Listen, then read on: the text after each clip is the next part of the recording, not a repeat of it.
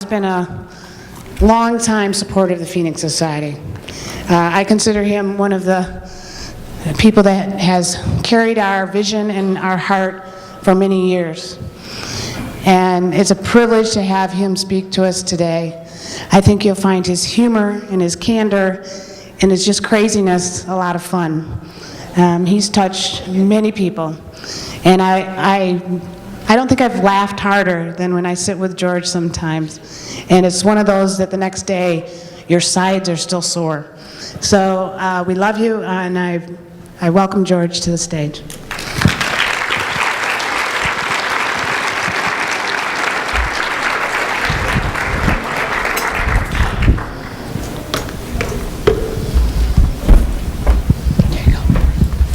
Bonjour. Break a leg. Is this yours? I'm one. Oh, he's on wire. Well, good morning. As they say in Canada, bienvenue. Today's a very special day for me. My mother was born in New Brunswick, Canada. She was one of 9 children. It was the 1920s. At age 14, her family could not afford to feed her or her sister. My mother was put on a coal train from Moncton, New Brunswick to the South Station in Boston, Massachusetts. She always talked about that train ride, the adversity that she faced in her life. And I often wondered about what it was like for a 14-year-old girl who couldn't speak a word of English to be on the coal train with men staring at her for 2 days on the train ride. She sat on her suitcase in the South Station waiting for her uncle to pick her up. He was 2 hours late. She was sobbing on her suitcase. See, sometimes in life, through adversity, we are introduced to ourselves. My mom went to a home where she served as a nanny, cooked, cleaned, chambermaid, learned all of the qualities that were important in becoming a good mother. And those qualities, many of them were transferred to me as a person. So I say sometimes, the first slide I have is a picture of the ocean. And if you look across the ocean, you'll notice that the sky meets the ocean. In the old days, if Christopher Columbus had looked at that slide, many people said it was the end of the world. That if you would have rowed on a boat, the world was flat, not round, you would have fallen off the ocean. But Christopher Columbus set out on his mission because he believed that there was something beyond those waters. So I think through adversity in life we are introduced to ourselves. Statesman Nelson Mandela, after he was released from prison, said something that I never forgot. He said, "Man can never extinguish the flame of hope." After spending many years in his prison cell, he never lost faith in his people or his cause or his mission.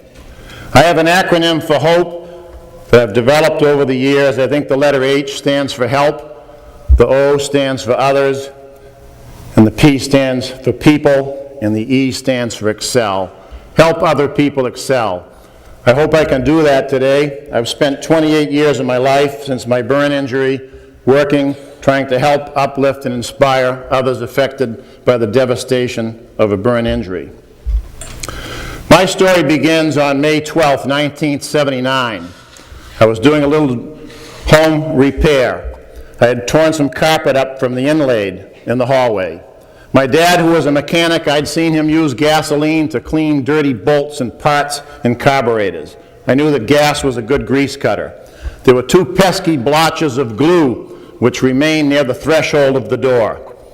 I put on a pair of gloves, got a can of gas, poured a little gas on the rag, and wiped those 2 blotches of glue. Little did I know that gas fumes are heavier than air. As the rag that was laying on top of the can, the fumes kept emanating from the rag and from the can. Being heavier than air, it was a cold, cool May day. The fumes traveled a great distance down a hallway. They came in contact with the pilot light on the gas stove. There was a tremendous explosion, equivalent to 10 sticks of dynamite. I thank God that I was not knocked unconscious. I ran from my home out into the street and rolled on the ground. This was my home at 38 Plain Road in Westford, Mass. This is the kitchen area. I was very lucky to get out of this explosion. Bill McMillan was an EMT. We talk about fire service personnel. Bill McMillan was visiting my neighbor. He heard the explosion and he ran to the scene. He worked as a magician. He immediately got the garden hose and watered down my face, which was second-degree burns. He cooled my body. He took off my wedding ring because my fingers started to swell. He took off my watch. My gold chain had heated up to 1,500 degrees. My polyester socks had melted to my lower legs. He pulled them off, preventing surgical removal at a later date. He cut a piece of gauze and had me suck on the wet, cooling gauze because he didn't know if I had an inhalation burn where I would have suffocated. Bill McMillan was the man that saved my life that day, and I thank him every May 12th, which is my second birth date, for his heroic act that day. I learned that I had sustained second and third degree burns on over 85% of my body. In 1979, the techniques were a lot different then than they are today. In the old days, you had to withstand a lot more pain. Today, most people are put into a medically induced coma. At that time, I would go for daily Hubbard tankings where they'd soak my body in chlorine-based water, soaking the bandages to make it easier for the nursing staff to do the debridement. Your body shaked uncontrollably because your nerve endings are exposed to the air. It was a very painful journey. Thank God for morphine, because I'd find myself looking forward to those shots every 4 hours. I spent 70 days in the intensive care at Brigham and Women's in Boston. That's the hospital that saved my life. When I first met Dr. Nicholas O'Connor, he came in, he said, "Young man," he says, "you've sustained second and third degree burns on over 85% of your body. There's probably a 1 chance in 10 that you'll survive." I said to him, "Those might be your odds, but they're not mine." Because I believe in life, if you have a good attitude in life, you can achieve some great altitudes in life. So I kept my sense of humor through my recovery. I worked consuming 10,000 calories a day of fraps, doing my sit-ups, working around the unit. There was a lot going on. Several times I was close to death. After discharge from the hospital, the next journey began. While I was in the hospital, my first wife visited me every day, but I noticed towards the end she didn't come and visit once during the last 10 days. It was a very emotional time for me, and my mind started to wander, wondering whether the troubled marriage would survive. I remember my 2 little boys coming in to visit me in the burn unit. They were 3 and 5 years old at the time. My 5-year-old with his gloves and his cap and his gown and his little slippers on. The first time he looked at me, he said, "Daddy, you look like a monster." Never forget those words. As we approached coming home from the hospital, my son Stephen said, "Dad, when you come home, are you coming home forever?" I looked him straight in the face and said, "Son, Dad's coming home forever." Little did I know that 30 days after I returned home from the hospital, I left home. The marriage fell apart. The bonds were not strong enough. My ex had an alcohol problem. She was more concerned with her drinking than she was with caring for me. I can remember days, one day, I couldn't do my dressing changes, I couldn't do my lanolin rubs. So somehow I got into the bathtub and ran the water, and I sat there for 15 minutes soaking. I was so weak, I couldn't stand up. I couldn't get out of the tub. I called out, there was no one there to help me. Those are painful days, right? Tough times. But I also remember some good things. There was one day when I was in the mobile home while our home was being rebuilt, there was a knock on the door, and a little 4-year-old boy with his father came in, and his father said, "Go ahead, say what you want to say to the man." And he came over to me, he said, "My daddy told me about the fire at your house and how your boys had lost all of their toys in the fire. So I have an extra toy, and I brought that with me today for your boys." See, acts of kindness, the world is full of them. Sometimes we have to look under rocks to find the kindness. In this group, there's kindness throughout the room, throughout the convention. Okay? That was my story. It was a painful one, and I tend not to focus on the story. But what I'll talk about a little bit later is man came in to give me hope. Today, we're going to talk about renewing. Many of you are in the recovery stage. But today, let's try and renew, and hopefully some of the things that I say will help you return to your community. But when I was in the hospital, little did I know that this was a life-changing event. The burn technician said, "There's a burn survivor here that would like to meet you. Would you like to meet him?" Having a good attitude, being kind of open, I said, "Sure, I'd love to meet him." Well, in walks the door. I had never met another burn survivor. Not only hadn't I met somebody who was burned, I had never met anybody who was facially disfigured. As the man approached my bed, I looked at him and my jaw, much like the public, must have dropped. His face was horribly scarred. He had prosthetic ears. He had a patch on one eye. One eye was leaking. His nose had been rebuilt. He had fingers missing on each hand. He put out his hand. He said, "Hi." He says, "I'm Alan Breslaw. I'm a burn survivor. I survived a plane crash in 1963. I spent 4.5 years in the hospital, and I've had 57 operations on my face. How are you doing today?"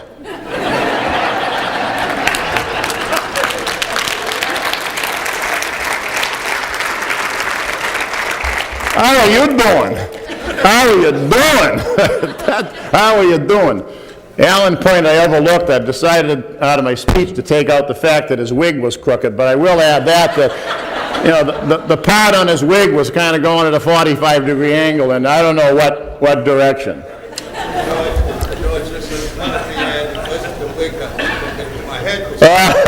Alan says his head was crooked, not the wig. But what I found out, little did I realize then at a young man, I was 31 years of age when I was burned, but as I found myself listening to Alan's story, he told me that the doctors told him he would never play the piano again, and he told me how he now was able to play the piano. He told me he loved to play tennis, and the doctors told him that he wouldn't be able to play tennis, and Alan explained to me how he made a special Velcro strip to hold the racket to his hand. He told me how he had started a wonderful support organization called the Phoenix Society, and he was running it out of his home in Allentown, Pennsylvania. So I found myself listening to what the man had to say, and there was a revelation. I found that as he talked, his scars disappeared. And I say to each and every one of you with visible or facial disfigurement, if you can strike up a conversation and tell your story in a loving, caring, compassionate manner, that the public will respond to your story of courage. I didn't see Alan's scars anymore. I found myself listening what the man had to offer on the inside. I'd like to talk a little bit about my book called Reason for Living. After discharge from the hospital, it was a very traumatic time. My marriage fell apart. I was sleeping on friends' couches, sleeping in sleazy motels. Didn't have a lot of direction. I was out of work. I was practically bankrupt. But my secretary at the time, Joanne, had come to visit me. And she knew how terrible things were at home. I was living alone on a friend's couch. So she'd call and say, "Gee, let's toss a coin to see who does the bandage changes today. Let's see who will do the lanolin rubs," because I couldn't reach parts of my body. I walked around a lot like a monster in my arms. I couldn't shave. So every day for a year, Joanne would drive from the South Shore of Massachusetts, Marshfield, Mass., to my friend's apartment in Boston. Never complaining, doing the dressing changes, the lanolin rubs. We'd talk. We became friends. We found that we had a lot to offer. She always told me she loved my sense of humor. She loved the fact that I was dedicated to my children. She loved that I was hardworking, that I was motivated, that I had a good attitude. Those were the things she fell in love with. We married 2 years later, and I'm proud to say we celebrated our 25th anniversary this past January.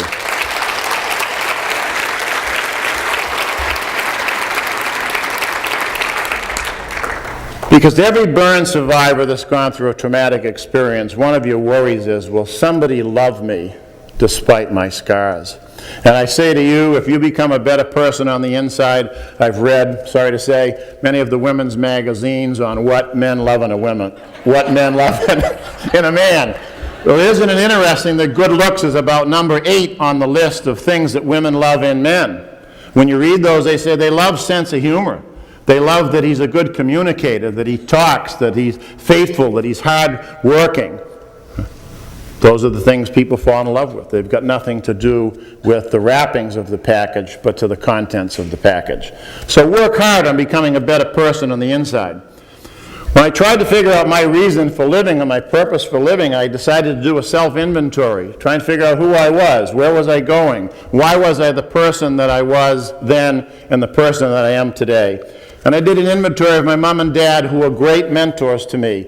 They worked hard through the Depression raising 4 children. We didn't have a lot of money, but we never went without love and food and home cooking.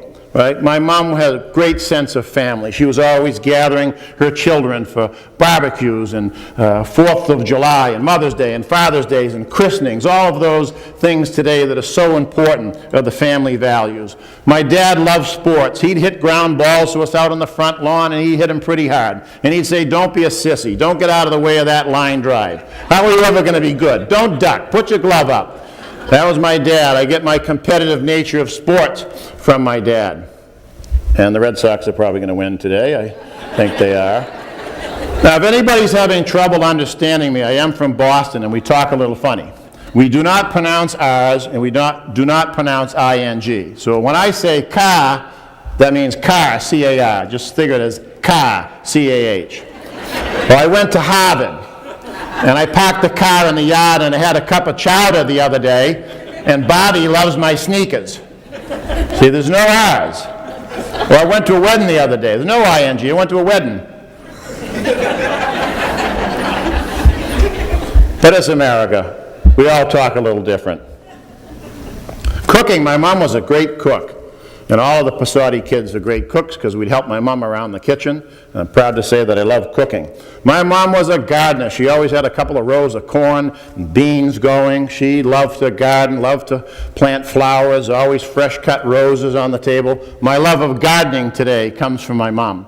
So sometimes I say, inventory. Look at the people that have affected you in your life. What values or traditions, did you receive from them? Right? My dad was a funny man. My sense of humor, I know I got from my dad. He was a funny guy, even till the end, where he battled Alzheimer's. And it was a very difficult time, but he never lost his sense of humor. But one day, I took him to the doctor for his annual physical. Now, my dad was born in 1922. He didn't care what he looked like, whether he had stains on his pants or whatever. So he goes in for his annual physical, and Dr. Schneewise, he always made fun of people's names. Dr. Schneewise comes in and says, "Could you drop your pants, Mr. Pessotti? We're going to do your rectal." So as my father dropped his pants, this was in the winter, he had a pair of 1953 Woolworth long underwear on. And as he bent over, there was a big hole in the ass. And I hate to say it was brown and crusty. So the doctor's over here, he's putting on his gloves, getting ready to do the exam, and I'm looking at this crime scene. It looked like you took the cover off of a septic tank, and I said, "Oh my God." So I turned to the doctor, I said, "Doctor, you might want a double glove." So as he turns, he comes over, my father's there with his forearms on the table, and the doctor turned and he said, "Now, Mr. Pessotti, you're going to feel a little pressure," and he says it won't hurt. So in goes the finger, and my father snaps his head to the doctor. And the doctor says, "Did I hurt you, Mr. Pessotti? Did I hurt you?" And my father says, "No." He says, "I just wanted to make sure that was your finger."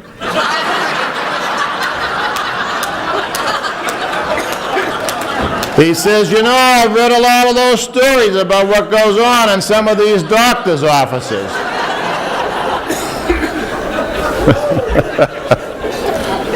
So I must say, I think I received my sense of humor from my father. There were these 3 drunks, and they were the best of friends. See, now that you have me going on humor, I could do a whole workshop on humor, but maybe I'll do that another year, but I have some more serious things to say. Well, these 3 drunks were drinking buddies every day for 40 years, and Charlie dropped dead suddenly one day. And so they were having the wake on a Friday night, and the 2 survivors said, "Gee, we should go down and pay our respects to old Charlie. We were friends for 40 years. So they walked into the funeral home, and as they kneeled down at the casket, there's Charlie laying there. And one drunk turns to the other drunk, and he says, he says, "Old Charlie looks pretty good, doesn't he?" And the other drunk said, "He oughta. He hasn't had a drink in 3 days." Little bit of humor. I was flying into an airport about 3 months ago, and there was construction on the runway. They were paving. And as the plane set the wheels down, there was a bump as the plane hit, and everybody kind of got alarmed. And the stewardess didn't even hesitate. She came on the PA system. She says, "You probably noticed there was a little construction going on out on the runway. They're paving the runway." So she says, "That big bang was not the pilot's fault. It was the asphalt." Pretty quick thinking. I kind of like that one.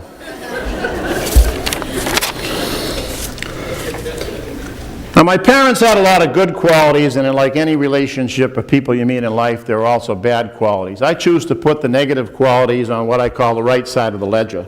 My dad was a very critical person. He was stubborn. He was a poor listener. Him and my mom fought. He'd give her the silent treatment. It would be miserable around the house for 3-4 days till they had makeup sex. No, they didn't do that in those days. But until they made up, it was kind of miserable, around the home. But I try and be aware of those negative qualities, because in life, it's not the good things that break up marriages, businesses, or relationships, is it?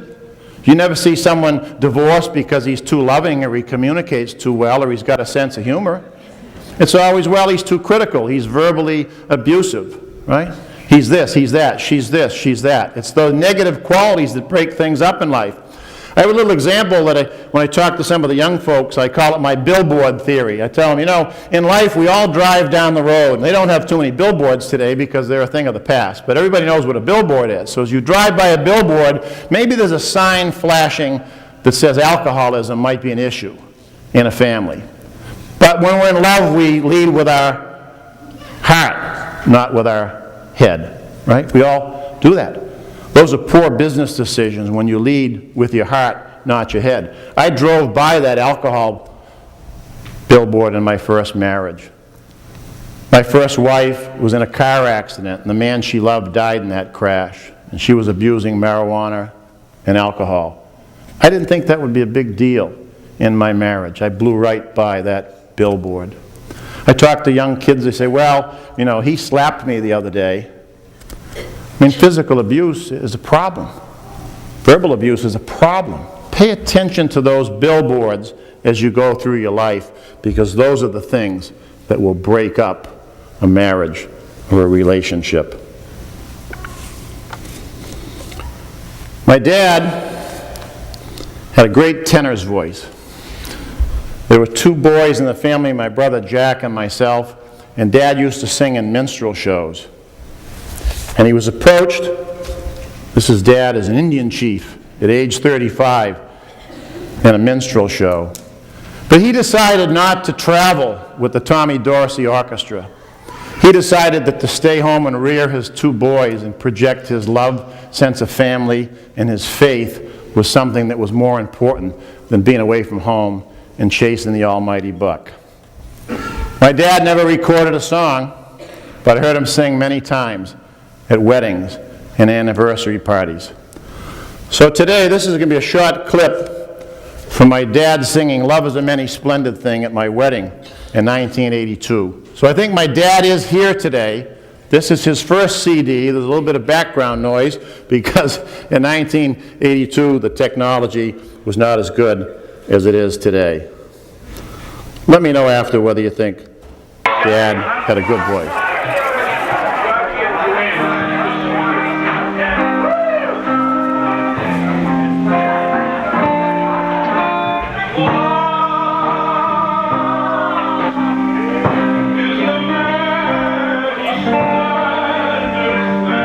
Everybody hear it all right?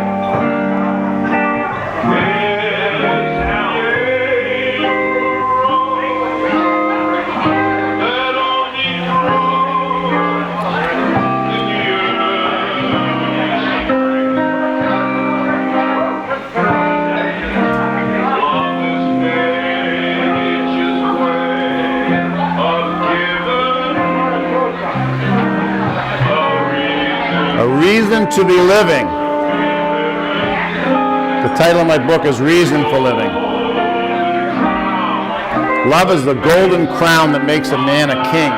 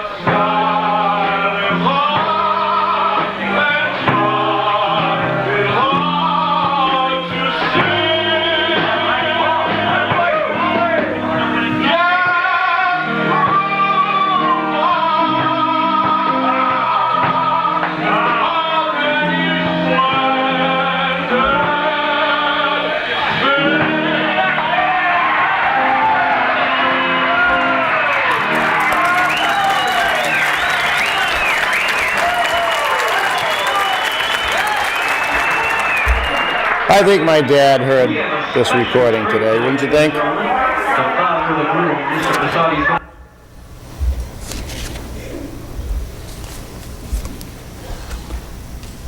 One of the saddest days of my life was the day my mom died. She had 2 strokes within 10 days, spent the last 2.5 years of her life at a nursing home. It was a difficult time.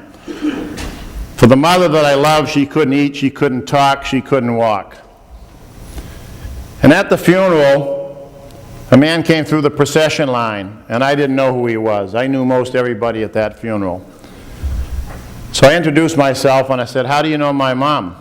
He said, "Well," he said, "I'm the surveyor that surveyed a piece of land in Stowe next to their home." He said, "I came there one February day, and it was about minus 20 degrees chill factor. And I was setting my transit in the field, and my hands were freezing." He said, "Out of the corner of my eye, a little woman, all of 5 feet tall, from Capellet, New Brunswick, came out, and she said, 'It's awful cold today. When you get done, please come in. I've made a homemade chicken soup, and I'll have a fresh pot of coffee waiting for you.'" So I walked into the home, I knocked on the door, and your mom said, "Come in, sit right down." She gave me a hot, steaming bowl of chicken soup. She said, "I made these homemade rolls. Would you like one?" She even buttered it for him. "Would you like a cup of coffee?" "Yes." "Would you like another cup of coffee?" "Okay." "I made a homemade pie. Would you like a piece with a little scoop of ice cream on it?" "Sure." He says, "I only met your mother once." He says, "But I'll never forget her. She treated me like a son." And he says, "And that's why I'm here today, to pay respect to your mom." As I've gone through my life, I've tried to emulate my mom because I think she was the queen of pay it forward. She was always doing these little acts of kindness. She'd go and she'd give you a couple of cookies when you leave. They didn't have a lot of money. They showed their love by giving you food or welcoming you into their home. I was in St. Louis at the World Burn Congress. I was coming to the hotel to do a talk, and as I stepped out, I thought I was looking pretty good in my 3-piece suit, and a panhandler approached me. He says, "Hey man, can you spare a little change? I'm hungry." So I looked at him, I said, "You really hungry, or are you going to buy a drink?" "No man," he says, I'm hungry." He says, "I don't think I've had a thing to eat in a week." So I looked across the street, and there was a Burger King on the corner. I tried to think of the image of me in a 3-piece suit and him with his hair. He looked like Jim on Taxi. Remember Jim on Taxi? He had a plastic bag full of cans. So I says, "Come on." I says, "I'm buying. So you can have anything you want to eat." So here I go with my suit, and he's dragging his plastic bag into Burger King. This is what I call my $7.21 pay it forward story. "May I help you, sir?" "Yeah, anything he wants, I'm buying." "Would you like a double cheeseburger?" "Oh, yeah, man, I like a double cheeseburger." "How about a large fry?" "Do you have a Coke?" I said, "I can't remember the last time I had a Coke." "Give him a Coke." "How about a little hot apple pie?" "Would you like a little hot apple pie?" They didn't have a scoop of ice cream at Burger King, but you get the point. So I sat down with the man, and the waitress said, $7.21. I gladly paid the $7.21, and I sat with him, and you know what? He was truly hungry. And I learned that he was a casualty of the Vietnam War. Tough era. Many people were judged back in those days. $7.21, sir. That's the best $7.21 I ever spent. Because the joy of helping another human being, you cannot put a price tag on that joy. It's not about the money. I've been to many funerals in my life, and I've never seen a suitcase on the top of a hearse. You might think you can take it with you, but you can't. So if you're not going to take it with you, I would encourage you to leave a bequest in your will to the Phoenix Society. Because you can't take it with you. Maybe you sign over some of your money from your life insurance policy. We can always use money in this organization. Put us in your estate plan, because you're not going to take it with you. About 10 years ago, I was in Ireland. My grandmother, my father's mother, was from Ireland. She was a great lady. She raised her family as a waitress. My dad's father died when he was 10 years old, left 5 children under the age of 10 in the Depression. And his mother and his aunt, who moved to Massachusetts from Ireland, they raised those 5 boys as waitresses, and I always knew how hard they worked. So that day after golf, we had 24 golfers. We were in Ireland, and we were thirsty, and we were there as a free trip. I was one of the top producers for this insurance company, and Mr. Grogan was paying the tab for all 24 golfers. Meals, hotel, lodging, airfare, drinks, you name it. So we walk into this little Irish pub, and there's two regulars sitting at the counter. And here's Maggie behind the counter. She's cleaning, waiting. Hi, can I help you? Yeah, party of 24. Party of 24? She's got like 2 regular customers. Well, she says, I'll help you. So she goes out back, she carries out a 4x8 sheet of plywood, she plops it down on top of the pool table, she's putting out a tablecloth, she's setting it, she's cooking burgers, fries, she's bringing drinks, she's busting her tail for these 24 golfers. So I think she reminded me of my grandmother. She was working hard. So I said, I think everybody should have a day in life that they'll never forget. So I said, I'm going to take up a tip collection for Maggie. So I took my golf cap off, and I went to each man. I said, we're going to take up a collection for Maggie. And anybody that puts less than $100 in the hat, I'll break your wrist. I guess I was a little forceful. So I collected $2,400, $100 from each of the 24 golfers. So when the day was over, I called Maggie over. I said, Maggie, you remind me a lot of my grandmother. I don't know how you make a living with 2 regular customers. She had earlier told me she makes $50 a week. I said, well, how do you feed your children on $50 a week? Well, she says, I have a little vegetable garden. And she says, I grow some corn and some beans. And she says, I trade it with my neighbor. And my neighbor gives me eggs. And once in a while, the other neighbor, he'll slaughter a pig. And we do okay. We get a little pork and a little ham here and there. But she says, we don't want for much. She said, I love my children and I bring them up right. So I said, well, Maggie, I said, this is going to be a day you're never going to forget. I said, this is going to be the day that the Yanks came to town. I says, in honor of my grandmother, who was born here in Ireland. She'd be very proud of me here today. So I said, this is your tip. So I turned the cap up. 24 $100 bills dropped on the bar top. And her eyes watered, and she filled up. She said, well, you don't have to do that.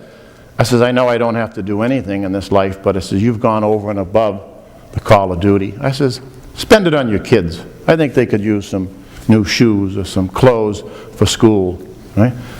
That was a day that Maggie never forgot. And it's a day that I'll never forget because it was an act of kindness that I received from my little mom, all 5 feet of her.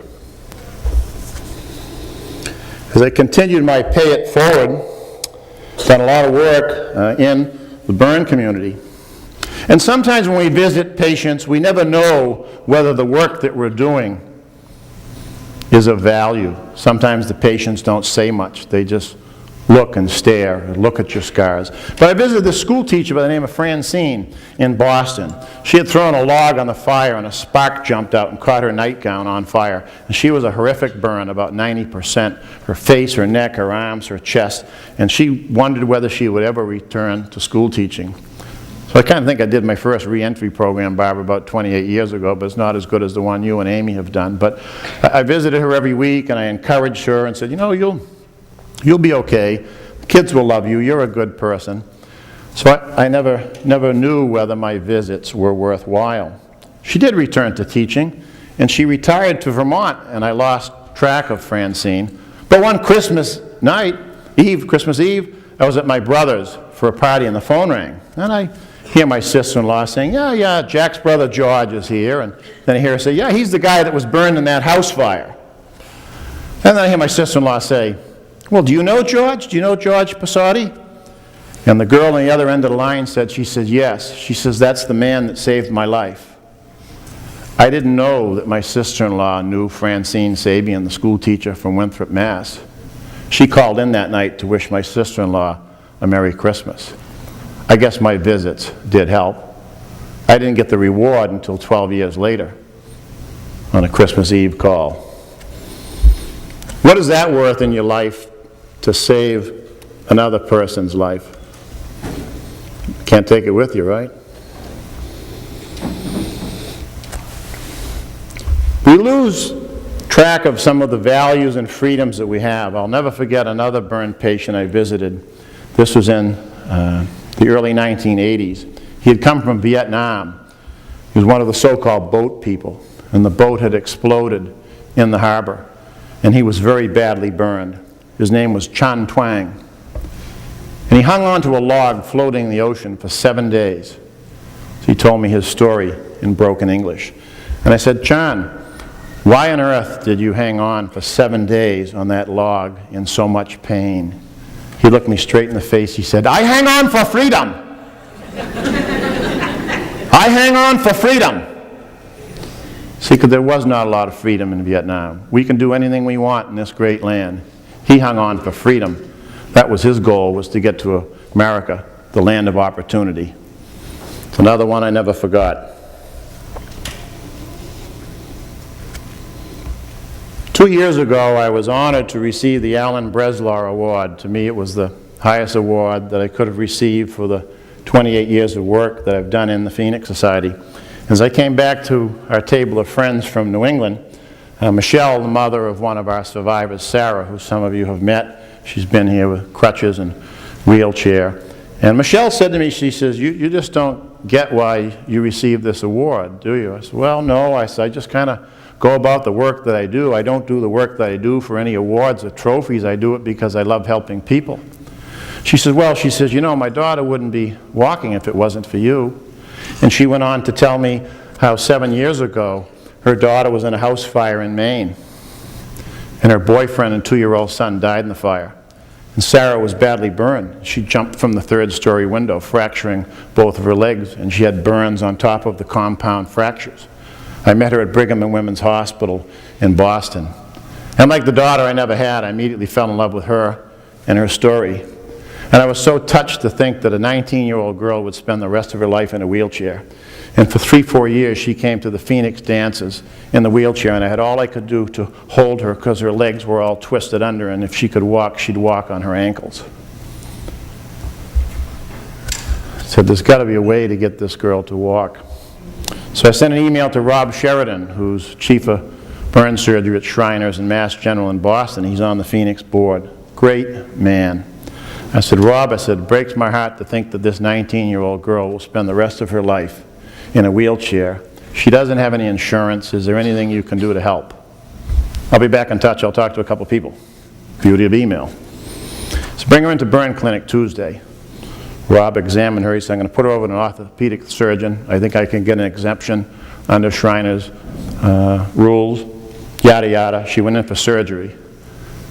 They put rods and pins in her legs. They straightened her lower legs. She had the big screw-in rods. The kid was in a lot of pain. But she left the hospital with a walker, no wheelchair. Then she went to crutches. Now she's thrown away the crutches. She walks on her own. She dances with me at the Phoenix Dance. She just had her first child 3 weeks ago. See, it can change.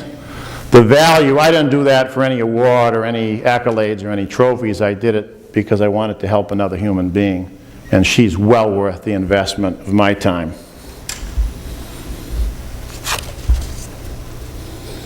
We have to have a lot of faith. My parents were very faithful people. I believe in a lot of things, and I'm not going to be an evangelist, and although some people say I do well starting my own church, but this is not the venue to do that, so we'll keep that lecture for another day. But when I was in the hospital, badly burned, I was running 104 temperature. And my mom and dad visited Father McDonough at Mission Hill Church in Roxbury, Mass. Happens to be Donna Summer's church, which she sang in, so it's a famous church. And my mom explained to Father McDonough that her son had been burned almost 90%. He was running 104 temperature, and they didn't know whether I was going to survive. So as Father McDonough went down the aisle, he sprinkled my mom with some holy water, and she had a religious experience and passed out. An hour later, when my parents came to Brigham and Women's Hospital, my temperature had dropped from 104 to 101. I've never questioned that. I don't know whether it was the hand of God or whether it was the wonderful antibiotics that our medical community has today, but I won't question that. I learned a lot about my body in recovery. I learned that when I was hurting, some message in my mind said, beat faster heart, pump the water, pump the blood to those areas that need healing. Just kind of happens. I became a diabetic because of the amount of sugar that I had, but as I healed, my body corrected the sugar levels. So I don't question that faith, but I know there are a lot of miraculous things that happen in this world. If you were to study each and every person's eyeball under a microscope, there are no two eyeballs that are alike.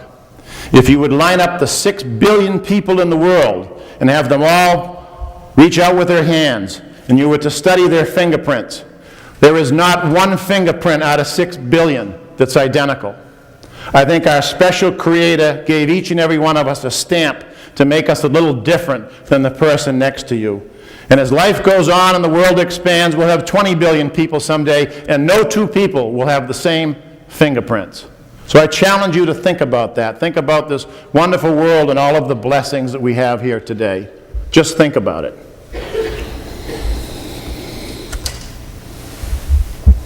I'd like to talk a little bit about maybe some steps to success, or what can you do to help change your life. I'd like to share some things that I've learned over the years.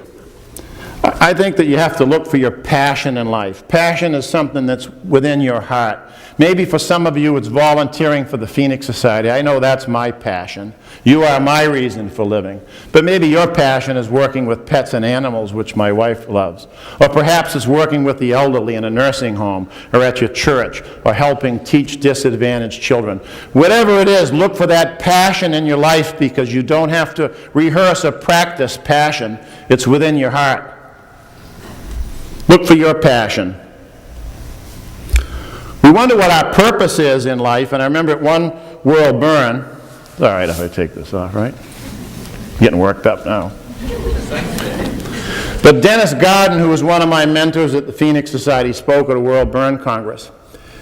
And he said, how do we figure out what our purpose is in life? And Dennis went on to tell a story about the guardian angel that pays us all a visit in our mother's womb.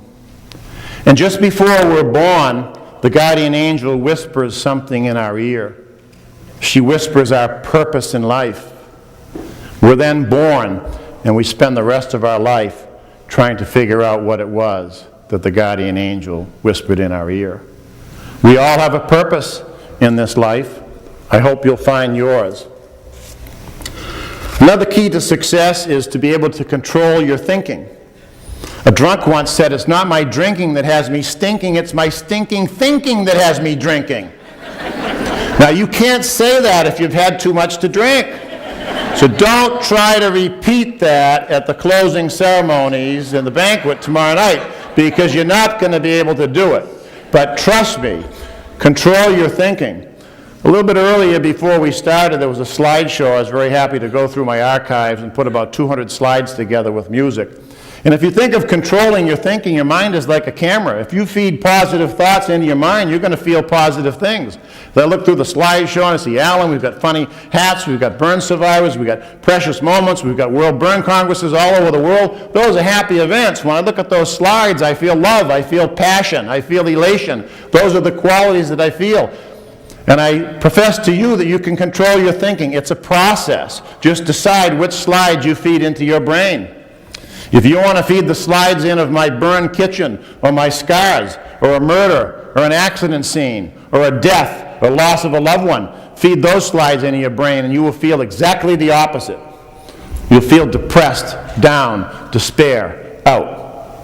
Dr. Deepak Chopra, I heard him talk in Florida. He says, the human body makes every drug sold at CVS Pharmacy. He says, if you jump in front of a bus every day, and it jams on the brakes and it scares you, body makes adrenaline. Adrenaline makes heart pump, not live long. Don't step in front of a bus every day, but you can control what you do. He also says if you feed positive thoughts into your mind, it's very relaxing. Look at a sunset, look at a moon, think of a pretty moment, lay in bed, listen to your heartbeat, become relaxed, and your body creates Valium. Very relaxing. Learn to control your thinking. Because it's not my drinking that has me stinking, it's my stinking thinking that has me drinking. Someone once asked me, they said, gee, you're very tactful. I said, well, I have an acronym and a definition for tact that says tact is the ability to have somebody see the lightning and not feel the bolt. So let me tell you how you would be tactful. You know, if you met a woman, it's not what we say, it's how we say it. But if you looked at her and said, you know, every time I look at your face, right, you have a face that would stop a clock. Guys, you wouldn't get too far with that comment. But let's just kind of rearrange the words and look the same person in the face and say, you know, every time I look in your eyes, time stands still. Just a little different spin on a face that would stop a clock. Or you make time stand still. Same thing. My wife says if men could only learn to start with the head and work their way down. Valuable advice, men. Work here first. Gee, honey, you look very nice today. Did you have your hair done and your nails done? How was your day? Is everything all right with the kids? Can we sit down and have a glass of wine and see how your day was? Start here, men. We have too much testosterone.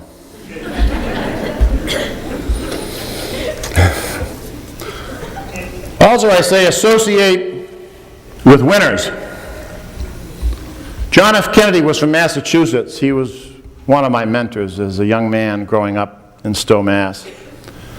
He was from my home state. I remember hearing him say, "Ask not what your country can do for you, ask what you can do for your country." See, he didn't pronounce the R's either. But he was a great man. Today I might rephrase that, say, ask not what the Phoenix Society can do for you, ask what you can do for the Phoenix Society. We need help volunteering, fundraising, donations for Phoenix to expand and complete its mission. We need your help. Coach Ingalls in high school was a mentor of mine. He was a 6'5" football coach. We had a little finger that was sprained. He'd say, spit on it, get up, run again, block again. Won't kill you. If you miss the block, run up that hill backwards. You maybe won't miss the block or the tackle next time. Come on, guys, let's go. Suck it up. A quitter never wins and a winner never quits. Come on, boys, let's go. Coach Ingalls. Had a school teacher, Miss Lira. When I'd read in front of the class, she said, "Oh, you're the best student." She says, "You read so well, poems and poetry and the tea house of the August moon with Miss Higga-Jigga." But those little pats on the back made me feel good as a person. It's a great way to build self-esteem, is to take steps in life, accomplish little things. You'll get pats on the back. That's where the teachers stick a star in the middle of your forehead. It's tough to get them off later, but it makes the kid feel good.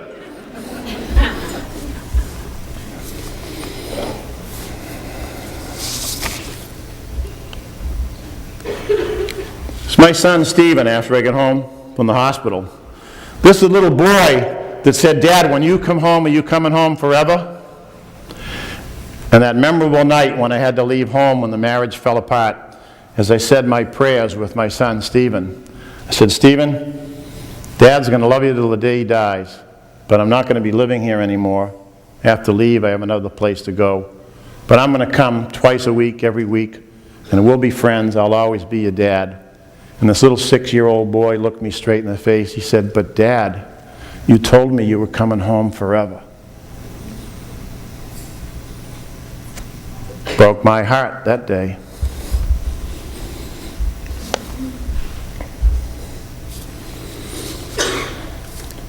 One of the most emotional days of my life and my wife's life was when we attended a wedding in Fort Lauderdale, Florida.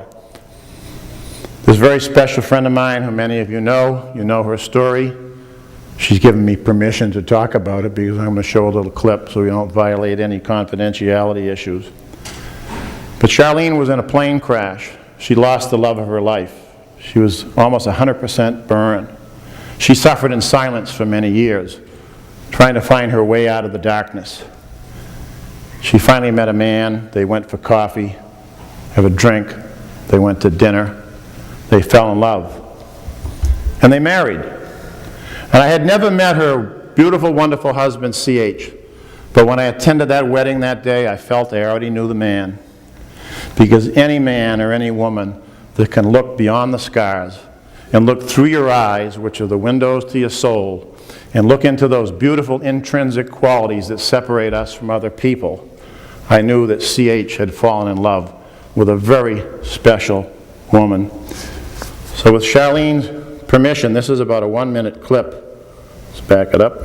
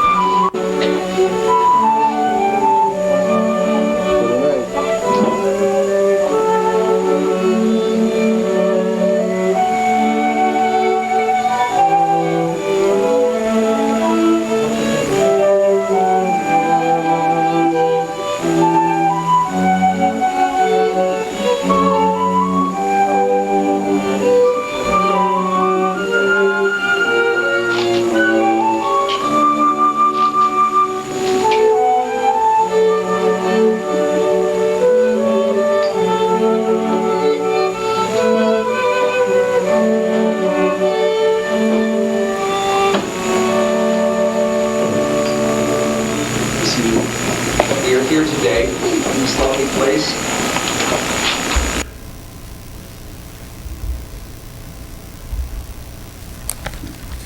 Need I say more? You see, there's always somebody out there in life. Is Charlene here in CH?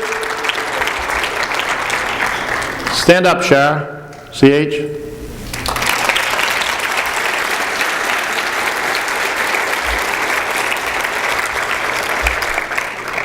See, life is all about love.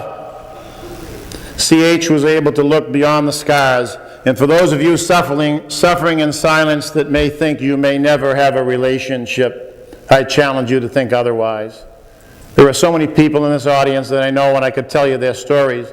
They have married and fallen in love subsequent to their burn injury.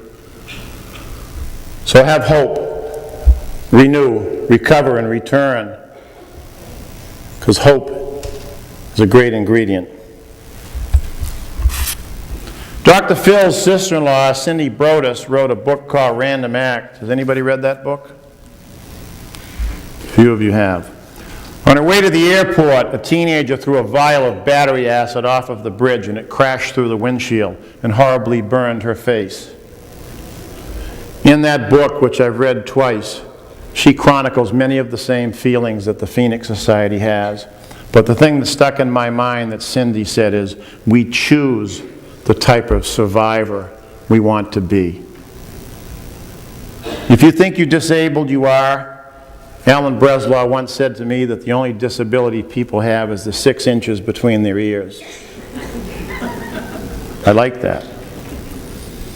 Because if you play the tape, oh me, woe is me, my pity party, nobody will love me, I'm scarred, I'm disfigured, I can't do anything with my life, then guess what? Your brain will listen to those messages and you are disabled. Come to these congresses and refresh and renew. Hopefully we can give you some hope. Dennis Garden once said to me, my burns do not define who I am. I like that. Dennis doing wonderful things in the burn community and for many years for the Phoenix Society. See, because I think if you have a positive attitude in life, if you have a good attitude in life, you'll reach a high altitude in life. Because attitude, in my opinion, equals altitude. You know, we can choose to be sad over what we don't have, or we can rejoice in what we do have. Take inventory. Don't let your scars be your bars. Someone once asked me, how do you measure time? So I don't measure it in days, hours, minutes, and seconds. I measure it in experiences. Because the longer I live, I believe that time is measured by the experiences and relationships that we have. And if you have more experiences and relationships than I say you have lived longer than me, it is not about years. It is not about years. I think the good Lord, you know why He gave us 2 ears and 1 mouth? Guys, pay attention. He gave us 2 ears and 1 mouth so that we would listen twice as much as we talk. That's a good one.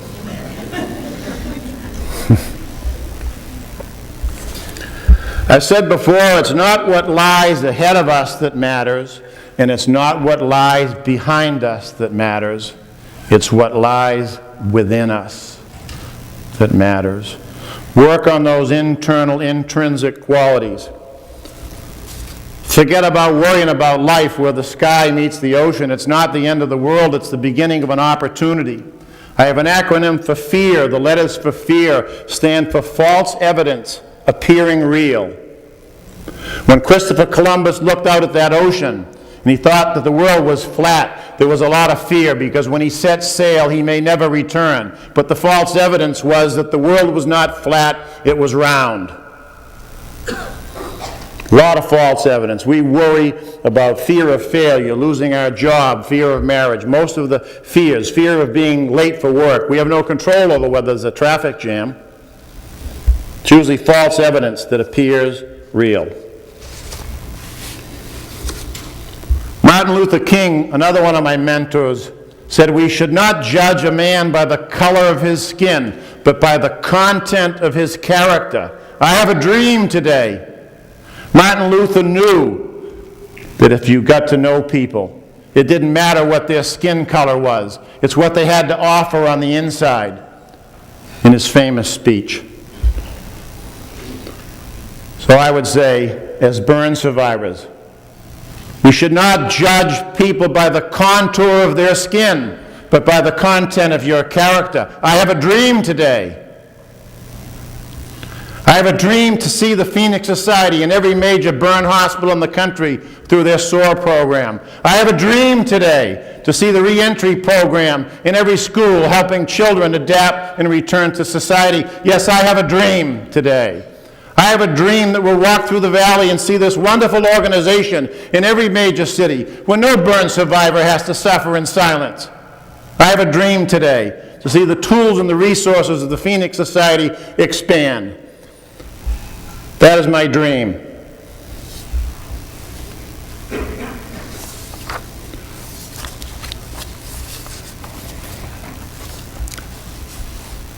In the work that I do with burn survivors, some of the greatest rewards come from the survivors themselves, but they also come from family members.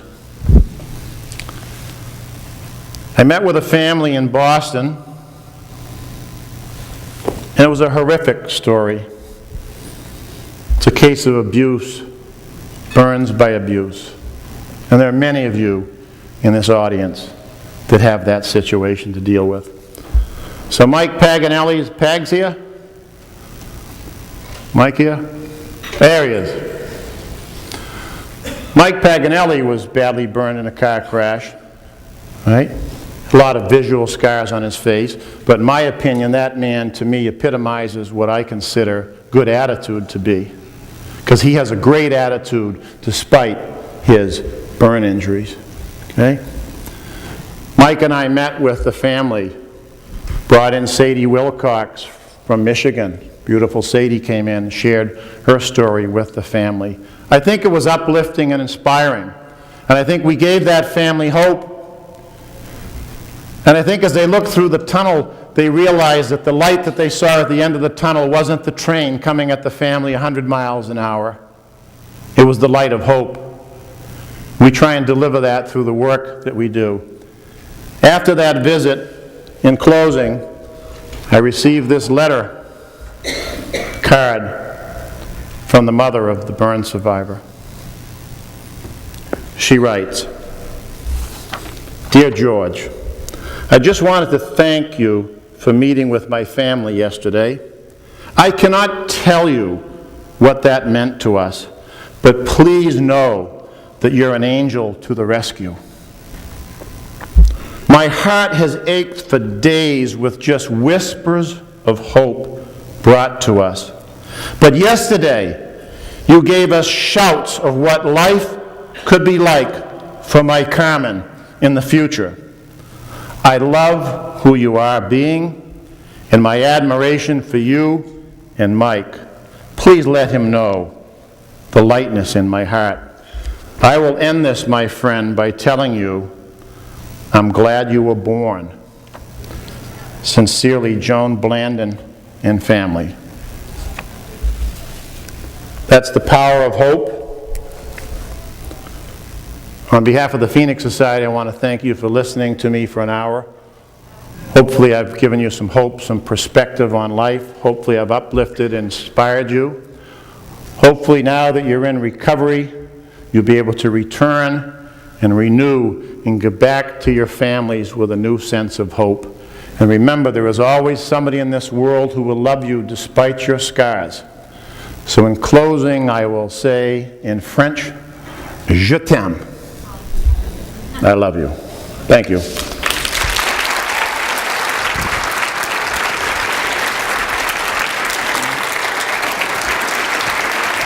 Thank you.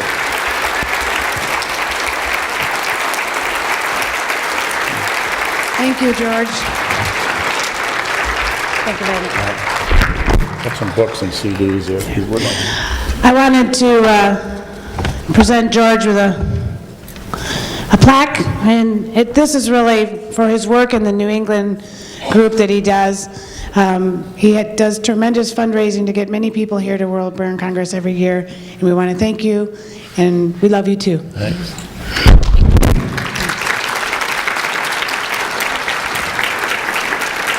This is the type of plaque that the dentist doesn't take off. This is just a little different plaque. Thank you, George. You're welcome. I also would like to ask Sally Spiegel to come up. She's asked to come up for a second. I know we're running a little over. If you'll bear with me just a minute. The Spiegel Burn Foundation has each year given around $8,000 to directly sponsor people to attend World Burn Congress. So each year you are touching many lives, and we want to thank you for your continued support. And again, these type of things will go on for a lifetime for people, and we thank you for your wonderful support. My pleasure.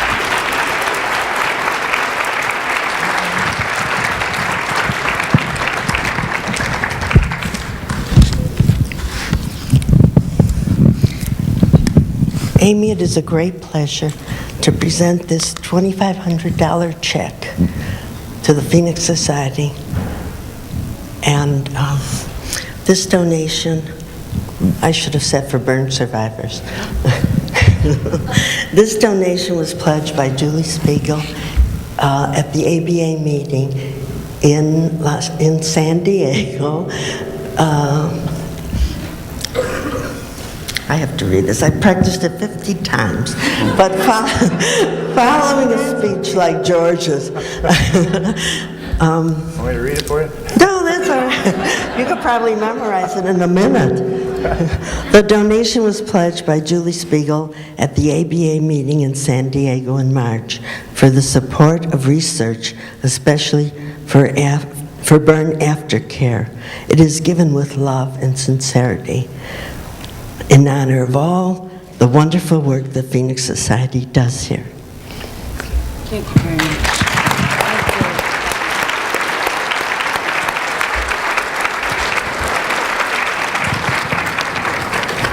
And here it is.